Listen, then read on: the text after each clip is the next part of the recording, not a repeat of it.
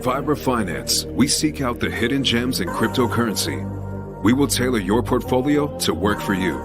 Are you ready to transition your investments from traditional markets to cryptocurrency? Are your coins staked and earning interest? Are you overwhelmed with all the jargon in crypto? Is your portfolio underperforming and you want to reposition into consistent winning blue chip coins and viable projects? Do you feel like you missed out on DeFi, Metaverse, and NFTs? Here at Vibra Finance, we provide you with the data, skills, and tools you need to stay on top of the digital asset market. Vibra Finance, we are the future of crypto.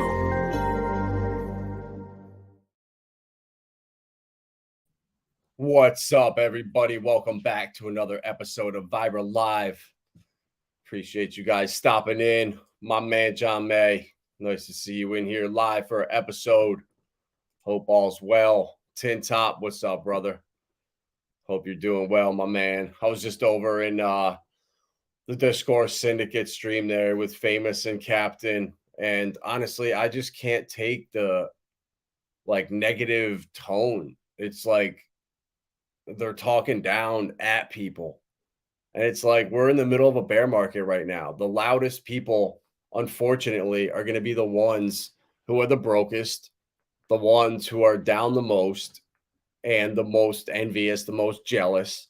And it is what it is. No successful people are just spending their days on Twitter arguing back and forth with half bots. It's just not the reality I see. And there's so many good things to talk about right now. So I don't want to harp on the negative shit and the toxicity. I want to stay positive and highlight the awesome things that are going on right now. How many times in the last 6 months have I talked about Stellar and XLM and said, guys, this is a generational type buy right here.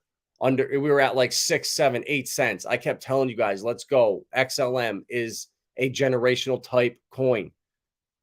I've been studying, I've been reading on it. I've been paying attention to what they've been doing, and they're making huge moves. They are a part of the Fed Now system. Same with XRP. They're both pumping in tandem, and that's how these two work. They're highly correlated. And XLM now is MoneyGram. They are peer-to-peer cash. They now signed a deal with Circle to bring stable coins to XLM. DeFi is coming to XLM.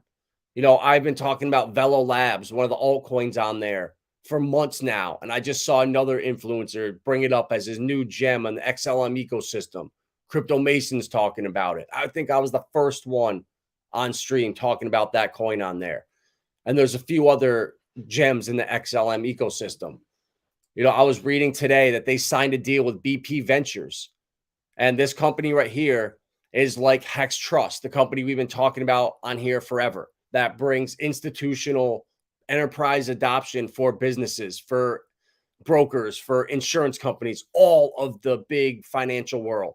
Well, these guys right here bring that same type technology to the little guy, to small businesses. They reduce charges, chargebacks, fraud.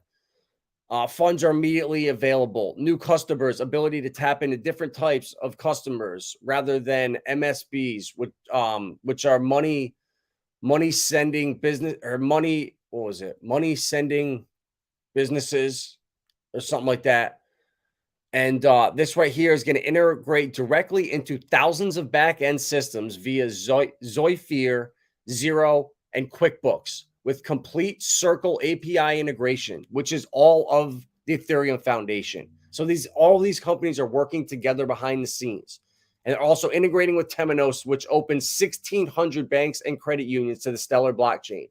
So one of my friends that I know owns a bank down in Ocean City, Maryland. His family does, because with all their businesses and stuff, it was just better for them to open up their own bank and do all the businesses and stuff through their own private bank. And now they could go talk to this company right here, BP Ventures, and have them come and set up crypto for their bank, for all their customers. Now they can come and you have access to DeFi. And what is that going to do? Eventually bring eyes to Pulsechain, to HEX, to real DeFi. People that are in the TradFi world need a bridge over into DeFi. And companies like this are bringing it, and it's happening in real time right now. And I don't think this is coincidence that XRP and XLM are pumping the day before FedNow goes live. Well, actually, no, what? Hours before it goes live. I don't think it's coincidence. So I hope you guys were able to load up on some XLM at under 10 cents, because I personally don't think we're ever going back down there, in my opinion. I think XLM is super undervalued, and it's been going sideways for years. And when you have that rubber band effect, it springs up hard to the upside. And the same thing with Hedera right now. You know, they're working huge with Atma.io, with the biggest software companies in the world, IBM, Microsoft, you name it, Boeing, Intel, Google. They're all on Hedera's governing council. And they just gave Atma.io, which is huge into carbon credits and the tracking systems for businesses, another $25 million in Hedera to keep their grant going for 2 more years. So that's exactly what the Stellar Foundation is doing. All of the coins are in circulation or accounted for, and the foundation has like $250 million left that they're giving grants and loans out to people to come and develop on. Like if you have a project on Pulsechain that's a DeFi project, you could come and apply for a grant on Stellar. Like they're giving money out right now for projects to build. So, you know, I'm bullish as hell on Stellar. You know, there's certain, I think, blue chips and L1s that you need in your portfolio to even out the degen plays.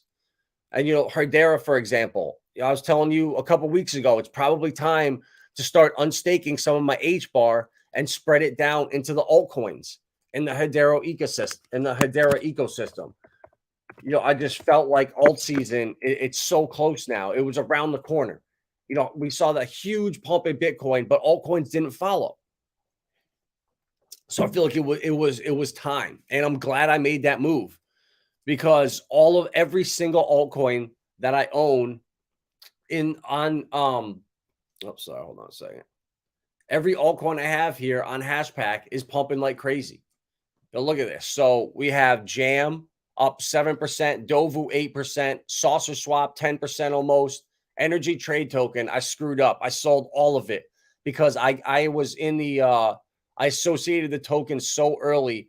I get my 66 tokens every 2 days. So I'm getting airdropped, you know, a couple thousand coins a month. So I'm just stacking it. But so I have a chance to accumulate it back for free, but everything is green. Karate's even up now. Galaxy's up 10%. So these altcoins are starting to move. And that to me is a great sign. You know, and it's the same thing with the X Lobster wallet. I don't have it on my computer, but there's a handful of coins in there with Velo. You know, there's shout out you, Mobius. I see you in the chat. Mobius coin is a good buy in there. Relio, Scopuli, YBX. There's about 6 or 7 altcoins in there that are great opportunities that nobody is talking to you about. XXA, Exinium, metals-backed crypto that's burning tons of supply. Another great coin. So opportunity is everywhere right now. So guys, we talked about it, that Bitcoin is going to pump to 35. If not, if we can hold 30 and just go sideways, I thought alts were going to pump. And if Bitcoin went down below 30 to like 27, it was going to get ugly. And the alt season was going to have to wait. But I think we're going to get a nice little pump. You know, we got some other really good news in crypto right now. You know, nothing much going on in the Pulsechain ecosystem, except we're just burning tons of coins every single day, burning Pulsechain, burning PulseX. You know, it's awesome to see. Oh, shit. There he is. Erwin, on our way to Portugal. My man. That is awesome, bro. I messaged you earlier, but I'm sure you're driving and stuff. I don't know what one of the 8 apps you're on. So awesome, bro. Hope you get there safe. You're crushing it. Yeah, John May. XLM definitely is a good buy, bro. Honestly, still, if you don't have any, I would get exposure. You know, maybe wait a couple days and see if it drops back down to like 14 cents. You know, we just pumped from, again, you know, this week from 10 to 16. Then we dropped down to 12.5, back to 16.5. You know, we might go to 17, 18, then back down to 15. I'd wait maybe. But, you know, what I've been saying for months now. So it's like, you know, you kind of, unfortunately, you didn't miss the boat, but you'd be up almost, you know, 250% if you had just bought at any point in the last 6 months up until a week ago. But that's all right. There's opportunity everywhere. So, guys, there's some good stuff I want to get into now. So, I was talking about forever that a bullish catalyst coming for this cycle and this summer was Nasdaq going live with their crypto platform in the end of July. And well, we have bad news that they've made a big business decision and they have now pulled the plug on what would have been the biggest and boldest cryptocurrency initiative ever before it even went live. The U.S. stock exchange giant CEO Adena Friedman said during a Wednesday earnings call that Nasdaq will halt its plans for a crypto custodian business as it waits to see how American regulatory landscape evolves. So they're already starting to throw a slight jab at the SEC here. Friedman said it wasn't the right time for Nasdaq to pursue a custodial business, citing a lack of clarity in the sector. We looked at the opportunity set of just being a custodian, nothing else. Just that one segment of the business. The opportunity changed over the last several months, and then the regulatory overlay and kind of overhang changed as well, she said. What is she talking about? Because I just saw Ripple win that lawsuit, and now XRP is not a security. So a digital asset is not a security. That's now the law. So that's kind of not what I'm seeing. You know, they made their first public interest in becoming a custodian last September. The move represents a pivot of sorts, but Nasdaq has indicated it will continue to push for the creation of crypto ETF products, including via its involvement in the growing crop of prospective spot Bitcoin ETFs. Hint, hint, wink, wink, BlackRock, ARK, the new Burr one, Fidelity. It almost seems like Nasdaq wants to just have a partnership with all the ETFs. That's weird.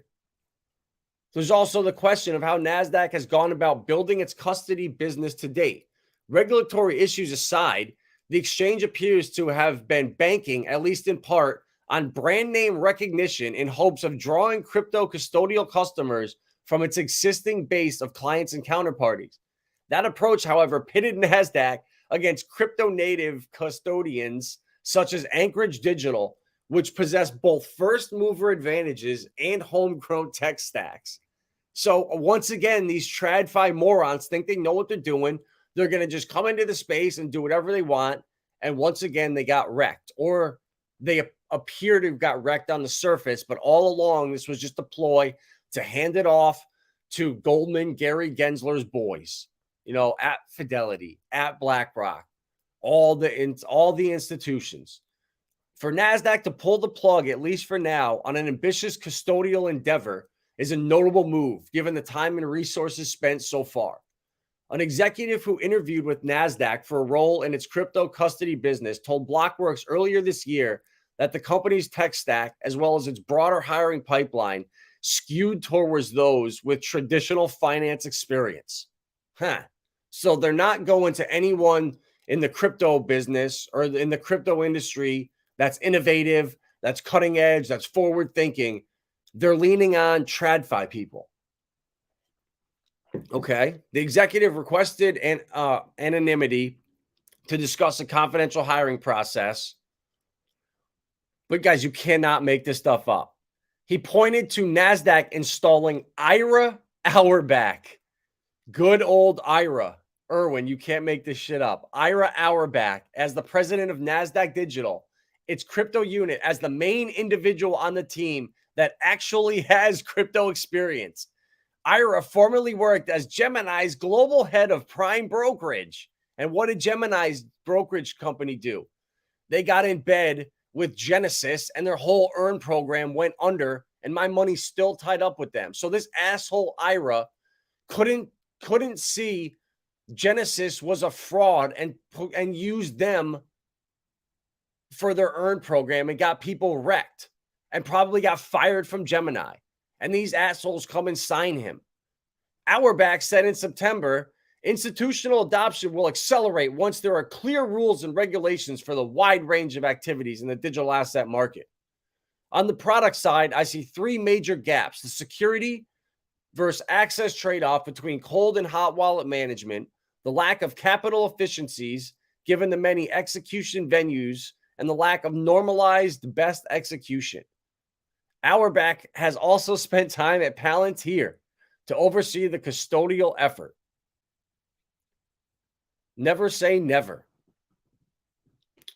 Friedman stressed the company's committed to building crypto products and told analysts that she wanted to avoid the word forever.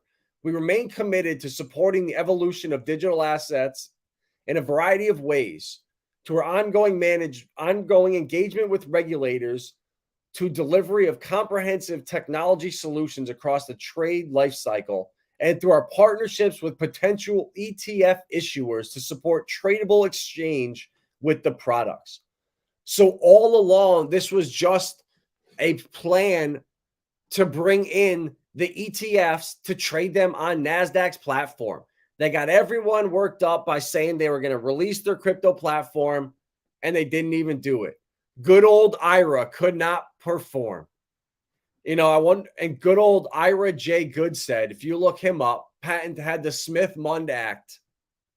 Ira J. Good said patented the science.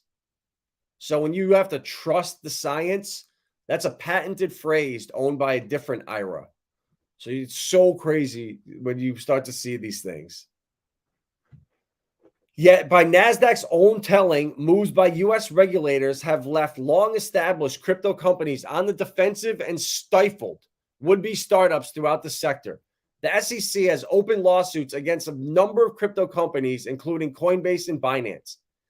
Industry participants have said regulatory uncertainty has made it increasingly difficult for companies to launch custodian services for digital assets. Well, Coinbase doesn't have any problem. No, this is so funny. So now you could kind of see the scam going on. They never were going to do this, I don't think. The whole plan is for them, I think, to get the ETF sold on here so they have some in crypto, and then they're going to tokenize stocks, I believe, and head that route. And maybe, some of these other ETFs will have Ethereum and some other altcoins. So you'll have exposure to crypto, but not like just going on an exchange and buying it. That's what Stellar and BP Ventures right here is going to be so big for actually HEX and Pulsechain.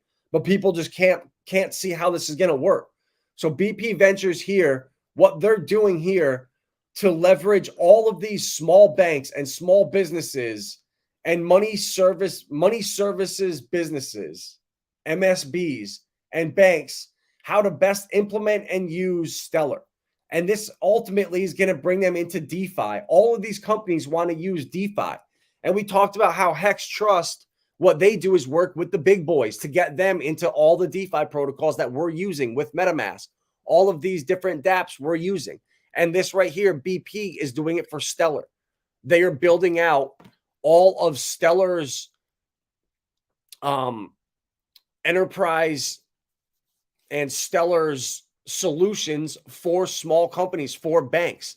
And they're going to then be able to come in with their liquidity that they have and their customers. So I was saying before, my friend that owns a bank in Ocean City, Maryland, I don't know how many customers are at the bank or whatever, if it's just for the company, but if there are customers, they could call BP or call HEXTrust and have them set them up with plug and play, ready to go solutions so that they can start offering crypto trading and DeFi solutions to their customers. So people need to understand this, that yes, we need some kind of centralized entities to be the barriers and the transitions of getting people into DeFi. And that's why I'm so bullish on Stellar. Like, they are just building out all of their DeFi protocols right now. The Soraband project, if you look it up, they have 400 different projects that are coming and building on it right now. And that's all for DeFi. That's all for Web3. It's all for smart contracts. So it's all coming to Stellar. And they are actually MoneyGram. They are part of Circle and USDC. So they have stablecoin integration and the peer-to-peer, and they own MoneyGram. They're part of this. They bought the stock, the company, the ticker, and they 3x since that happened. So we're seeing that they're going to shift the blame on Gary Gensler and the Democrats. And so they're already saying it right here. Republicans want productive engagement from Gensler on crypto bills. So they're already painting that narrative that the Democrats are at fault. It's all the Democrats that were the ones that stifled regulation, that the regulation by enforcement, and drove all these poor companies to go off seas and to leave the U.S. to set up shop. Well, the new administration that comes in, what do you know? Even Robert F. Kennedy Jr., HGH Kennedy Jr. wants Bitcoin backed by U.S. dollars and tax breaks for investors. So liberal HGH Jr. is already now pro-crypto. So both sides of the crypto is going to be a huge talking point of the next election. And that's bullish as hell. You know, it's all part of the game here, all part of the plan.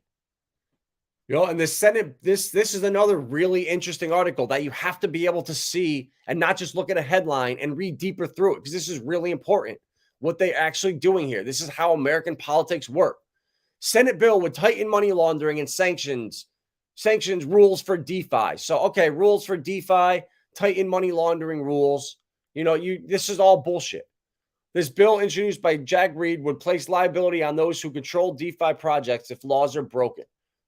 Crypto advocates argue that the bill would ban DeFi development. And guess who's behind this? A bipartisan group of senators introduced a bill to tighten existing rules aimed at combating money laundering and sanctions evasions by making specific how they apply to decentralized finance. The Crypto Asset National Security Enhancement and Enforcement Act, introduced on Tuesday, aims to strengthen the Treasury Department's ability to enforce those rules. This legislation bolsters the department's tools to protect our national economic security. Drug cartels, those damn sex traffickers. Again, we just saw the spell of the Sound of Freedom and the scam that is, funded by one of the richest guys in Mexico. And the like shouldn't be able to use DeFi platforms to avoid justice. Their victims deserve better. So there we go. It's all about those victims and the kids. They deserve better. But that's not what this is about. That's just on the surface. This bill would place liability on those who control DeFi projects if laws are violated, similar to how existing traditional finance firms and even casinos face liability for failing to stop money laundering in their services. If no one controls a DeFi project, then anyone who invests more than $25 million in developing the project will be responsible. So, what if I had $300 million, hypothetically, and I started 12 different shell companies, and I moved $25 million into each one. Now I can not have legal responsibility, but do the same thing as I could do right now if I had that money and just wanted to go right into it. So that's bullshit, first of all. The bill right here, this is actually what they want, to take freedom from you.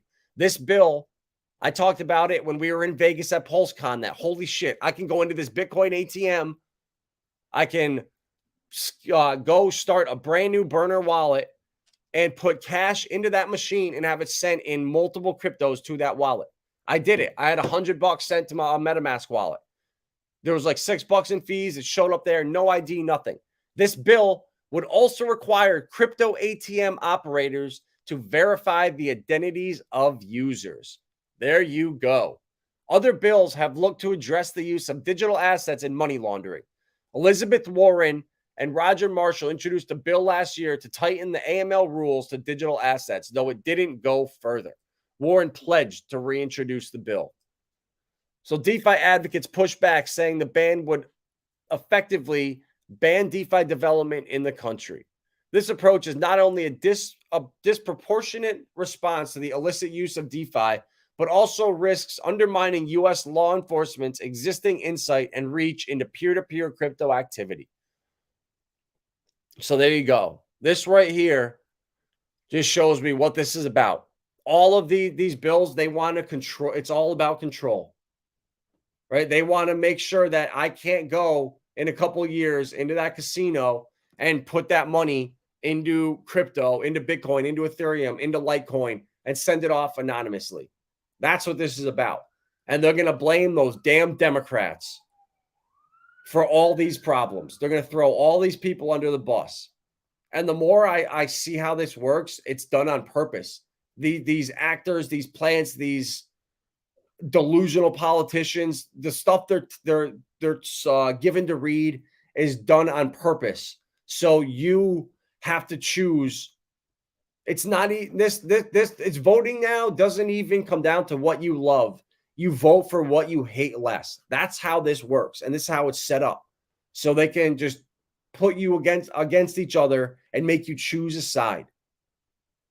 So you can see how Nasdaq, they were supposed to come out and they were supposed to have their crypto platform, but no, because it's too, because of Gary Gensler and the circus down there and regulatory uncertainty, we can't do it. It's like, what? You got to be kidding me. How's that even possible? So don't fall for it, guys. Don't get fudded out. I see all the time people telling me, oh, Solana, I can't believe you still show that. That coin is so dead. Polygon, it's done. It did a 300x, it's dead. Even Sami shits on it. But you know what? I'm bullish as hell on it because they are still out there actively spending money to grow their protocols, the partnerships they're signing. You can't ignore it. The huge corporations coming into Polygon for NFTs, for Solana. And this cosmic wire here is huge. They're building real-world 3D architecture tools and artificial intelligence-backed avatars for metaverse creation. The startup also offers a number of blockchain solutions, including analytics, digital identity management, smart contract development tools, and chain-agnostic marketplaces. So they're still spending, guys. So if you want L1s out there, you're looking for, besides Pulsechain, if people tell you, hey, guys, what do you think about Solana? You're bullish on Solana. It's not going anywhere. It was flooded like crazy. SBF was able to manipulate the price of it, but they still have a ton of developers. People love working with it, and it's not going anywhere, in my opinion. And with Polygon here, they have a $2.5 million Ferrari that they just sold. And this is such a cool concept. This project here, Alter, hopes to become the marketplace for luxury items that offers Polygon NFTs as proof of ownership. So what I think is really cool, imagine if you buy a sports car like a Ferrari F40 or lavishly spend $195,000 on a Rolex, but you aren't ready to shoulder the responsibility of caring for them. Altar, a company which aspires to become a hub for buying and selling of luxury items authenticated on the Polygon blockchain with NFTs, believes it might have the answer. And with the sale of the $2.5 million Ferrari, the firm hopes to have demonstrated how such a high-price transaction facilitated by Alter works. When a luxury item is sold, Alter said it not only issues digital proof of ownership in the form of an NFT minted on Polygon, but also promises to take care of the physical asset until the new owner decides to claim their item. So that right there is awesome, guys. That's the future. And then they're also, too, they're tokenizing it to the point where if you don't have the money, you can come in with the community. There's a growing market for collectors to buy physical assets using blockchain technologies. And people are coming in fractionalized ownership that entitles would-be collectors to a piece, essentially a share of the item. People would own a fraction of an item and receive an NFT. So they'll hold it and store it for you while you own it. So we could all throw in $100,000 and 25 of us own that Ferrari. And none of us have to have any upkeep. We all just, can go check it out in person or whatever. But it's awesome. It's such a cool concept. And my point is just, this is where it's going. NFTs, I was just listening to the NFT 2.0 thing that they just launched at the conference in Paris. And it's fascinating what they're building to the point where if you have an NFT, it's not just used one time. it's able to be built on top of. So if you have a sword in one game, you transfer it to another game, and then it has a sword, and then it has, you know, see-through goggles so you can see tits when you're out in a game or whatever it is. You know, it's the NFTs are getting they're getting a revamp, a 2.0 phase to them. So I think NFTs are going to come back with a vengeance in this bull market. So I'm really excited. You know, I really am, guys. So don't let people fudge you out. You know, they're going to now blame Gary Gensler. They're going to start to blame the SEC, blame Elizabeth Warren and all these people for stalling. And I think Gary Gensler goes in front of Congress, I think this week or next week, and he's going to get drilled again. And then the Fed meets at the end of this month. So we got some exciting stuff happening right now. Exciting stuff happening. And, you know, Richard Hart ecosystem, even though prices aren't doing much, look at this, guys. We've burned 1.21% of the supply of PulseX and almost 0.9% of Pulsechain. So I've been talking for months about Stellar, HBAR, all these coins, and look how fast Stellar just took off out of the blue. Now it's at 17 cents. So it's taken off. So I really don't think 10 cents is ever going to happen again. Same thing with XRP. Remember buying it at 8, 12, 14, 16 cents back in 2020. And now those buys, I'm never going to have to sell again because I'm going to be up 6, 7x after retracements now on. So it gets to a certain point that when you get in cheap enough and a coin's in its second, third cycle, once they dip 80%, you're no longer up 10, 20x, you're up 75x. So it's at the point where you never need to sell. And that's where we need to be. That's where we want to be with multiple bags, not just the RH ecosystem. We want to spread out and reduce our risk and increase the chance that we hit on multiple winners, multiple 100x projects. You know, I'm so bullish on Hashpack here, on all these altcoins, on Hedera. We talked about Karate, Galaxy, Dovu, Tune FM. I mean, guys, these coins are in their infancy right now. I mean, the market caps are so small on them right now. Go to Saucer Swap and check them out. Just go to the Saucer Swap page, click the 3 dots, analytics, and then you can view all the tokens and just look at the liquidity. And they're so small. But if you had go back some of my streams where I talked about them and look at where the liquidity was a couple months ago. So it's starting to pour into Hedera. So that to me, tells me that DeFi is back. And that's why these stellars are so important. That's why these liquid staking derivative protocols are so important, because it gets people that are used to just locking up ETH on exchanges. It gets them to start custodying that crypto in their own wallets, in wallets they hold the keys to. And inevitably, they'll start looking elsewhere around DeFi, and they will find HEX. They'll find Richard Hart. They'll find real DeFi.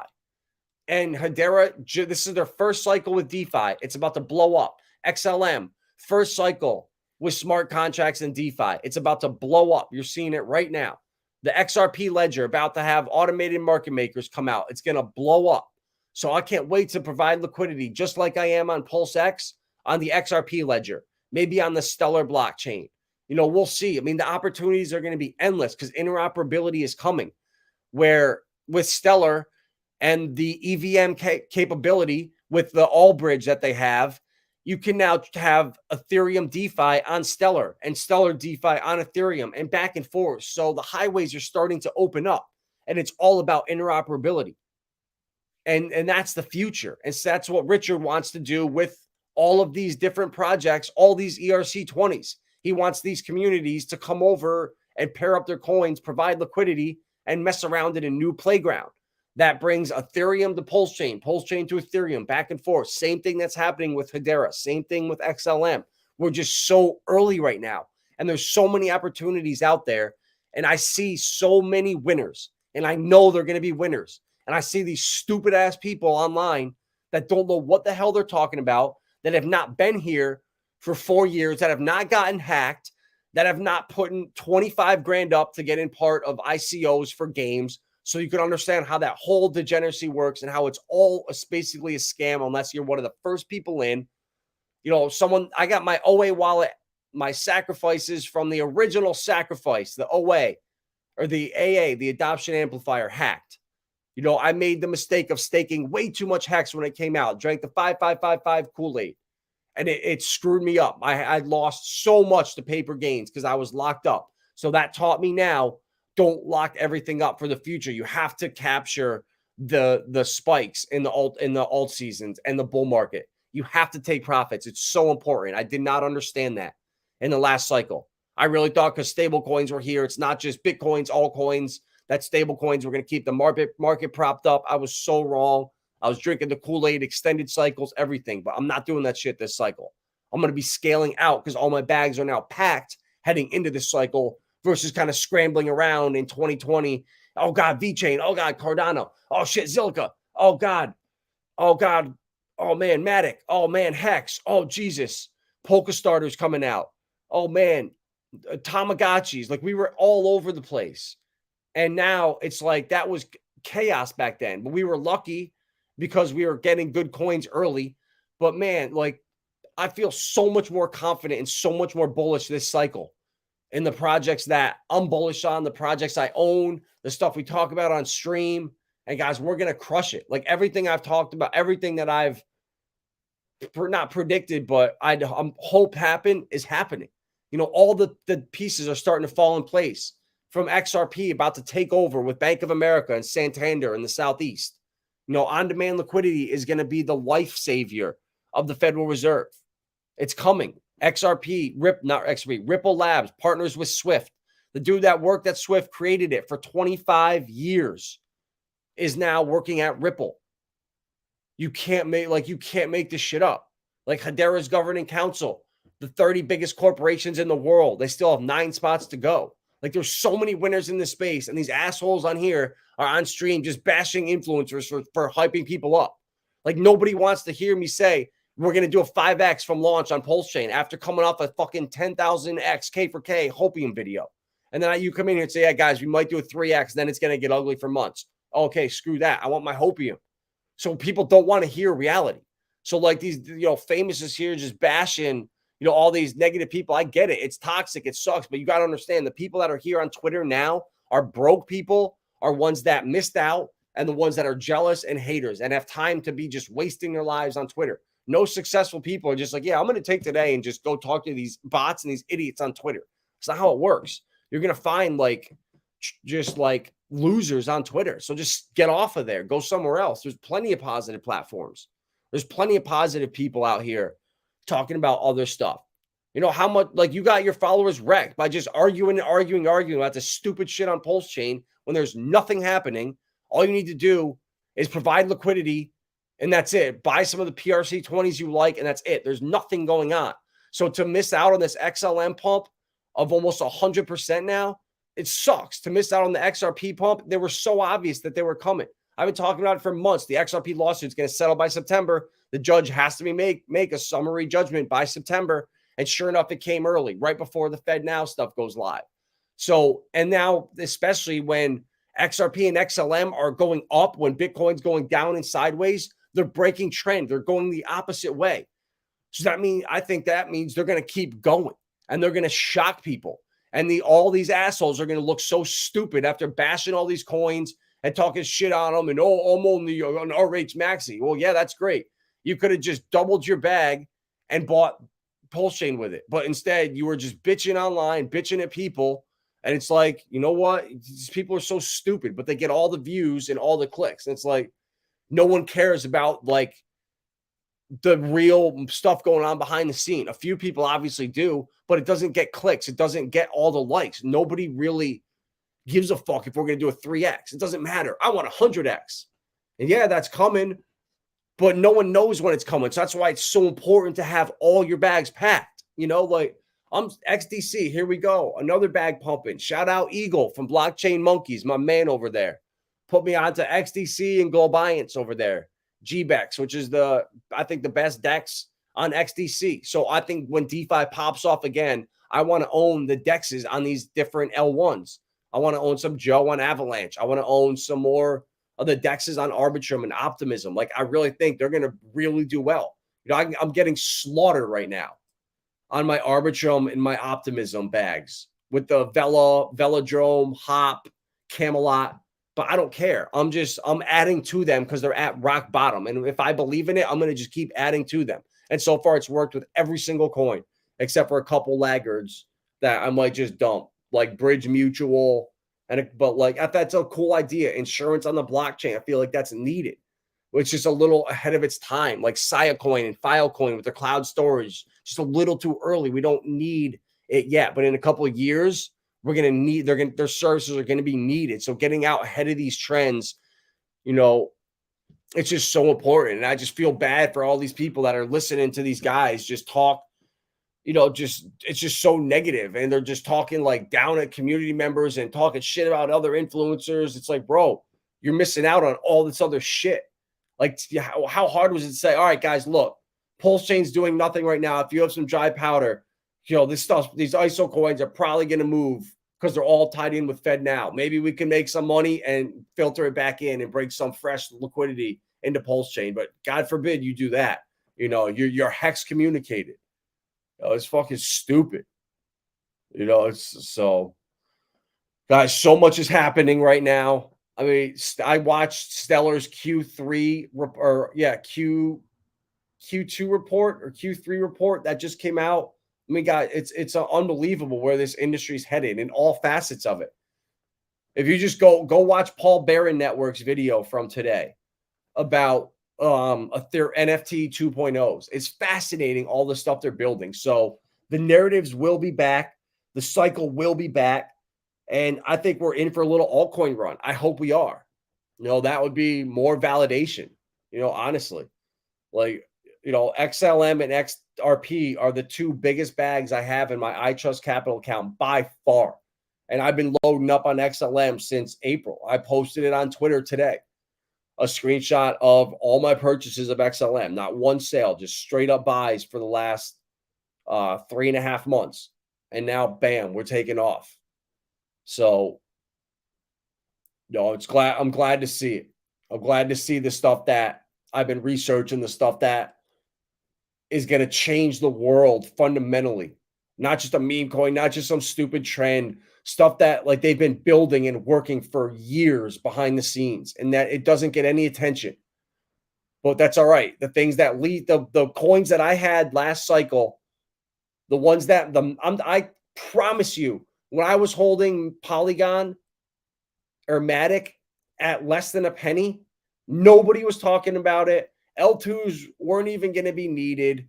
It might be a thing, a one and done, because ETH 2.0 was coming. And look at what happened. It went to the moon. And it was the last coin I expected to do that. I had my eye on XRP. I was so into the army back then. I was so into Zcash.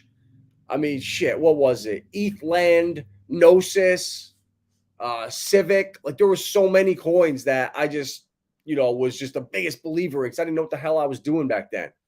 But just when I've never been so off. I've always kind of been on point with the coins that we end up going with, you know, because in the last cycle, we started a Discord server with one of my old friends, and it was my responsibility to pick 2 coins a week, altcoin gems. So there were people in there that needed the money and were making the money or making money off the picks we were given. You know, they were business guys had full-time jobs, didn't have time to do the research. So they were relying on us to give them picks to make money. And I felt a personal responsibility to make sure that I was giving them home runs.